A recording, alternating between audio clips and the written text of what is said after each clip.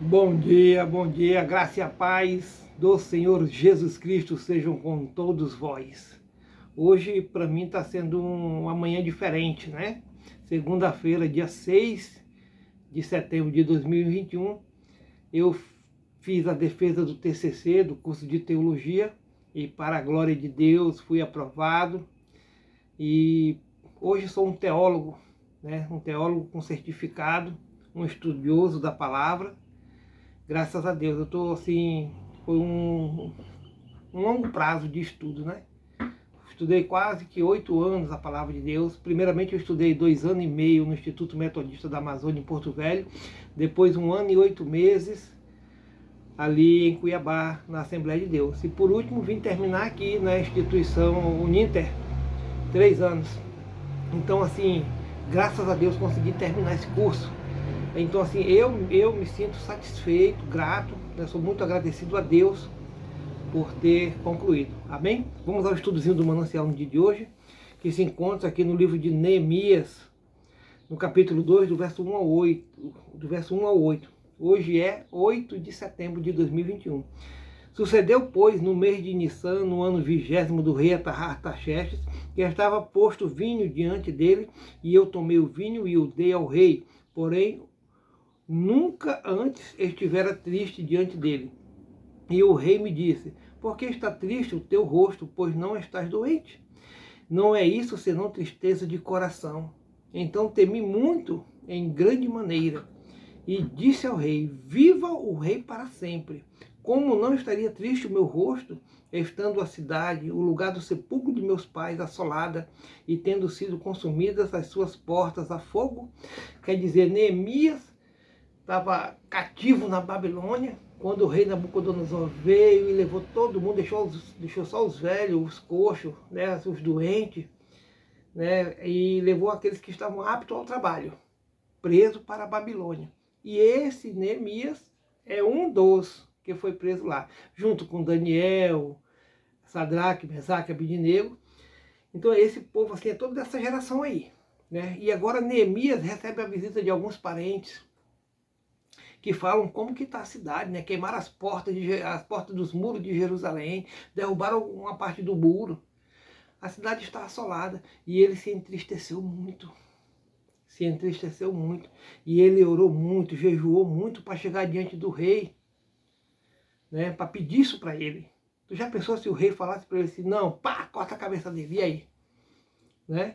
Mas aí ele colocou diante dele, na frente dele, quem? Deus, meu irmão. O Deus dos hebreus, o Deus de Israel, né? O Deus de Jerusalém. Esse Deus que nós servimos é o mesmo Deus. Só que agora alcançou, através da promessa feita a Abraão, alcançou os gentios, né? Que somos nós. E o rei me disse: que pedes agora? Então orei ao Deus dos céus. E ele orou e pediu, e Deus concedeu o propósito que ele queria. Você vai entender agora, e depois nós vamos continuar lendo aqui, né, que a cidade de Jerusalém estava assolada. Ninguém queria que fosse reconstruída. Quando ele volta lá, se você continuar lendo o livro de Neemias, você vai entender que todos aqueles governadores ali das províncias perto de Jerusalém não queriam que Neemias reconstruísse. Tanto é que Neemias teve uma hora lá que ele falou assim: vamos construir o muro, né, uma pedra na mão e uma espada na outra. Porque se a gente for atacado, a gente vai estar ali apto a se defender também. Apto a construir o muro, a restaurar a cidade, mas apto a se defender. E aí eu digo para você, meu irmão, esteja apto a se defender. Defenda a sua fé. Não engula qualquer coisa. Seja como os crentes de Bereia. Né? Procure depois aí, crentes de Bereia. Você vai entender que quando Paulo pregava, os crentes em Bereia, eles iam depois fuçar nos manuscritos lá do Antigo Testamento para saber se o que Paulo estava falando era verdadeiro. Então assim, nós temos que aprender, irmão, a estar apto, né? A estar com a palavra de Deus na mão e a defesa na outra. Quer dizer, você tem que estar apto a anunciar o reino de Deus, a estar na presença do Senhor, a pregar a palavra de Deus, a obedecer ao ID do Senhor. Vamos estar aptos a defender a nossa fé, irmão. Né? Eu estava vendo assim, umas reportagens aí, tem muitas igrejas Brasil afora aí, trazendo festas mundanas para dentro da igreja e achando normal. achando que isso é normal. Nós somos um povo diferente, meu irmão. Nós somos um povo diferente. Nós somos como a garça, nós estamos no mundo, mas nós não podemos nos misturar, nós somos passageiros, peregrinos aqui. A garça só suja um pedacinho da canela ali embaixo. O resto da garça é limpinho, branquinho como a alva lã. Então nós devemos ser assim. Nós devemos nos sujar com esse mundo um pouquinho, né? Aí 2%. Os outros 98% tem que estar na presença de Deus, meu irmão.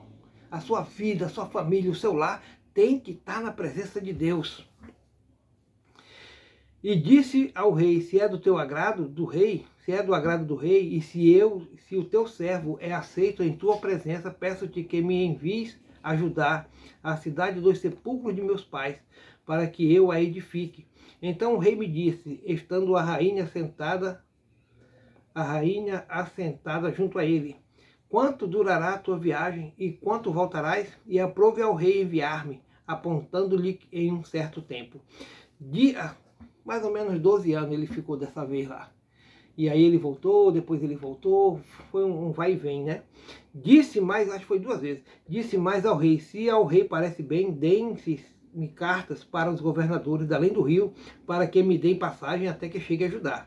Como também uma carta para Asaf, guarda do jardim do rei, para que me dê madeira para cobrir as portas do paço da casa, e para o muro da cidade, e para a casa em que eu houver de entrar.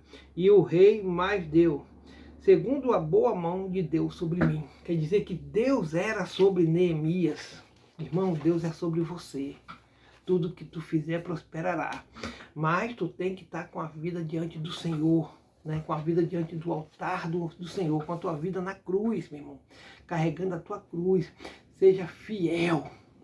Seja um servo fiel. Entendeu? Seja um servo fiel, meu irmão. Deus é fiel. Seja você um servo fiel. Saiba pedir ajuda. O rei me disse, o que você gostaria de pedir? Estudozinho do manancial. Sua função era muito importante, pois provava os alimentos e bebidas que o rei consumia antes de serem servidos a ele, garantindo sua integridade. Por isso ele gozava de certo reconhecimento por parte do rei. Afinal, sua vida, em certo sentido, dependia do bom trabalho de Neemias. O trabalho que Neemias fazia era comer, era provar. Todo o alimento que vinha para o rei, o Neemias tinha que provar na frente dele. Se Neemias não morresse, ele ia lá e comia, bebia, né? Neemias estava arriscando a vida também ali, pela vida do rei. Se caso ele passasse mal e falecesse, o rei já ia, né, mandar investigar e saber quem que contaminou ali determinado alimento. Então era uma pessoa de muita confiança do rei. Certa vez Neemias recebeu a visita de seus irmãos. Estes lhe trouxeram notícias de Jerusalém. Nesse tempo, Neemias era escravo da Babilônia, para onde os judeus foram levados durante a invasão de Jerusalém por Nabucodonosor. Seus irmãos falaram sobre o estado em que se encontrava a cidade especial. Lá estava o templo dos judeus. Ao saber do estado da cidade e de seus muros destruídos, Neemias chorou e lamentou por alguns dias, e orou e jejuou perante o Deus dos céus. Aleluia.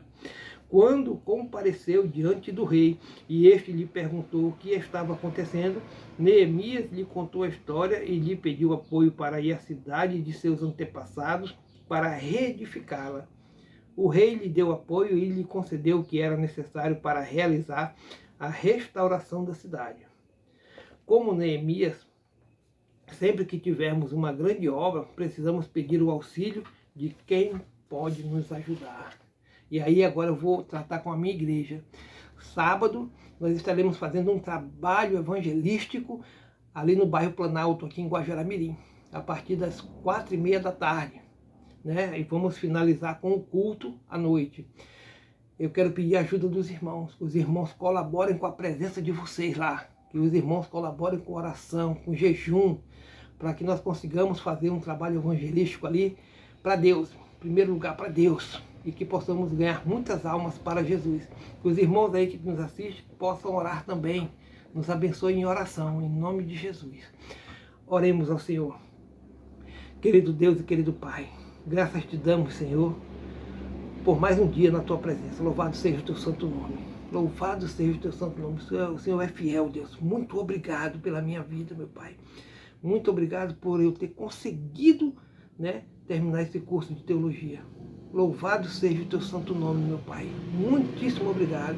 Pai, eu te peço, Pai, abençoa todas as pessoas que estão nos ouvindo, né, que elas consigam, Pai, realizar seus projetos, finalizar seus projetos, que o seu Pai possa estar abençoando a vida e a família de cada pessoa que nos ouve, meu Pai.